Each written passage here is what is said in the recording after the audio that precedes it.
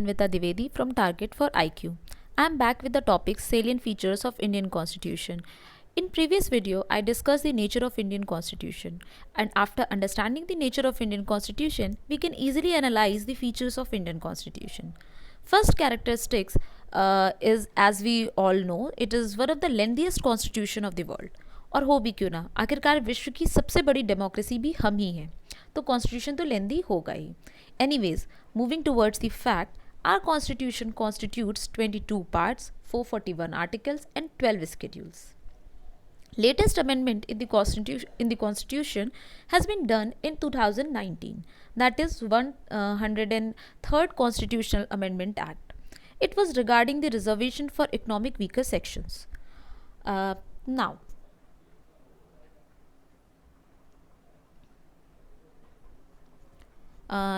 as we all know, that we have taken main provisions of the constitution like fundamental rights, DPSP, parliamentary system, etc. from other countries. Now there is one criticism arises that for our constitution, as people say, it is not an original constitution but a derivative one. But this criticism holds no significance because Dr. Ambedkar clarified in Constituent Assembly debate that this constitution is formed in mid 20th century and first constitutional draft of the world was introduced hundreds of years ago. तब से लेकर अब तक इतनी countries के constitution बन चुके हैं. So most of the fundamental principles on which any good constitution should be based on have already been recognized by other democratic countries. We cannot look away from these principles. All we can do is incorporate good principles and remove faults of those principles.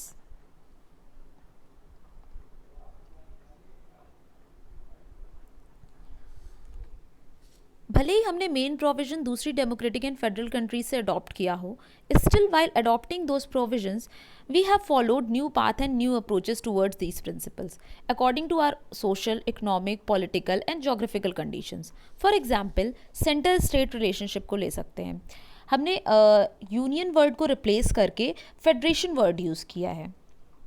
इसके अलावा judicial review, though it has been originated in the US, but US constitution nowhere defines the judicial review. But in our constitution, in article 13, we have mentioned it clearly. Now,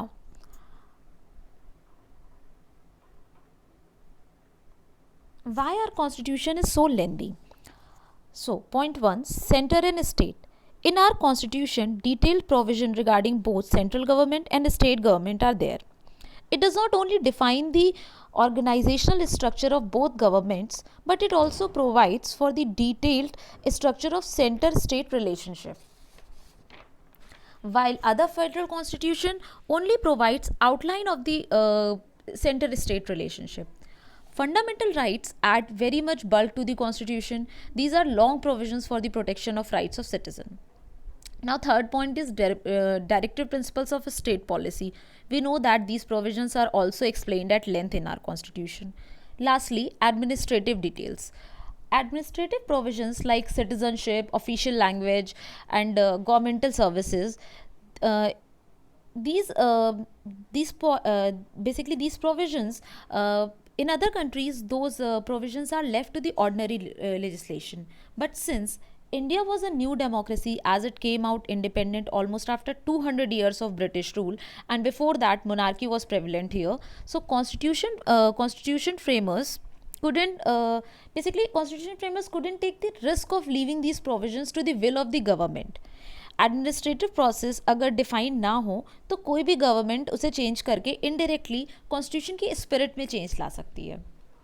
So that's why these provisions have been defined in detail in the constitution. Now, second feature of the constitution, that is socialist, secular, sovereign, democratic republic. These words, socialist and secular, were added in the constitution by 42nd Amendment 1976. Socialist here implies three principles. As you can see in the chart,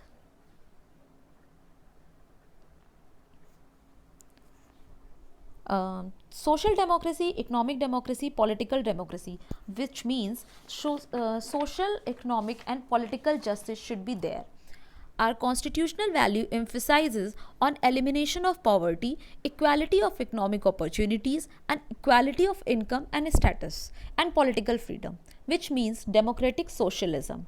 And now, what is democratic socialism? It doesn't imply basically communism. Mixed economy is the concept we follow here in India, that is, private plus public ownership. Now, there are two cases through which we can understand this concept clearly. Coming to the cases, yes, one case is Excelsior versus union of India. इस case में ये बताया गया था कि socialism nationalisation और state ownership को favour करता है, पर सोशल जस्टिस को हम इस हद तक आगे नहीं ले जा सकते हैं जिससे समाज का एक दूसरा तबका जो कि प्राइवेट ओनरशिप को रिप्रेजेंट करता है वो पूरी तरीके से अनदेखा हो जाए. Now our next case is DS Nakara versus union of India. इस केस में मार्क्सिज्म और गांधीयन सोशलिज्म को ब्लेंड करने की बात की गई है, जिसमें गांधीयन सोशलिज्म को डोमिनेंट पोजीशन पे रखा गया है. Now it clearly explains the concept of socialism. Second point, secularism. Secularism defines that state has no religion. Our Indian state do not support or favor any religion. Every religion is equal in the eyes of law. Indian constitution religious activities को freely practice करने के लिए allow तो करता है, पर किसी भी धर्म विशेष को संरक्षण नहीं देता है. In the case of SR Bomey versus Union of India, it was held that secularism is the basic structure.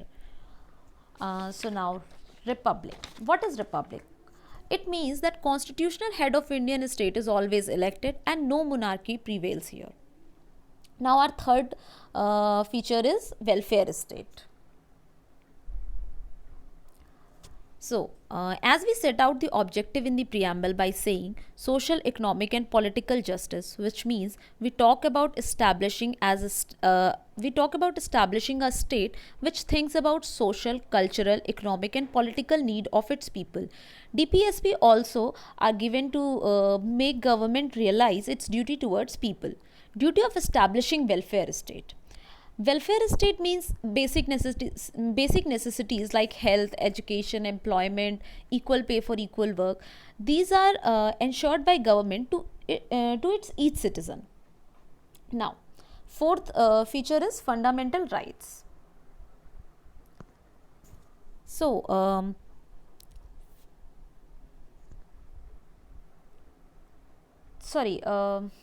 there is this feature which I left by mistake, that is the responsible government. So responsible government, as we know that we have been given voting rights irrespective of our caste, religion, gender, education. That is what we call adult suffrage. Every citizen above 18 years has the right to vote. So central government and the state government हमारे भेजे गए representative से ही form होती है, जैसा कि हमें पता है. इसलिए एंटायर पार्लियामेंट आंसरेबल होती है टुवर्ड्स इट्स सिटीजन्स. इसके अलावा प्रेसिडेंट भी हमारे द्वारा सेंटर और स्टेट में भेजे गए रिप्रेजेंटेटिव्स द्वारा ही चुना जाता है. So this whole scenario forms the responsible government. It is basically the government of people's choice. Now another feature, fundamental right. So fundamental right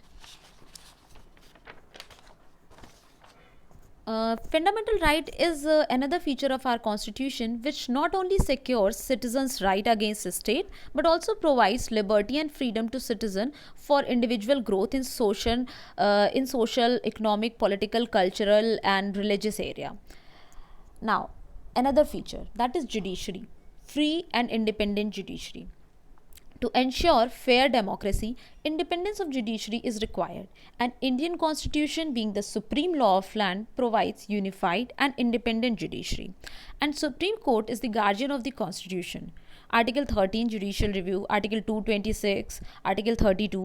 These are some articles, these are some provisions basically which strengthens the other features of Constitution like fundamental rights, socialist, secular state, etc. Basically in articles के through हम जो बाकी features हैं Constitution के उनको strengthen करते हैं.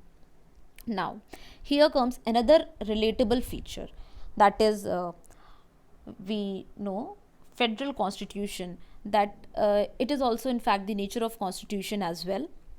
So, federal constitution with a strong central tendency.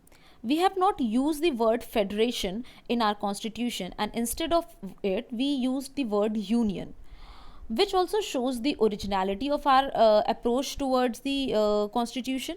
And it is because we use this word union, it is because of two reasons. First reason is India is not a result of agreement of states like USA, and nor its state can secede from it. अर्थात Indian union के जो states हैं वो इससे अलग नहीं हो सकते हैं, अलग नहीं हो सकते हैं। इसकी वजह से हम सिंगल सिटीजनशिप फॉलो करते हैं। We are the citizens of India only, our state do not provide separate citizenship like USA. Now last feature is fundamental duties. This feature is also added by the 42nd amendment, that basically happened in 1926. और ये duties जो हैं वो हमें time to time state के towards हमारी responsibilities realize करवाती हैं, so that we can contribute towards nation building.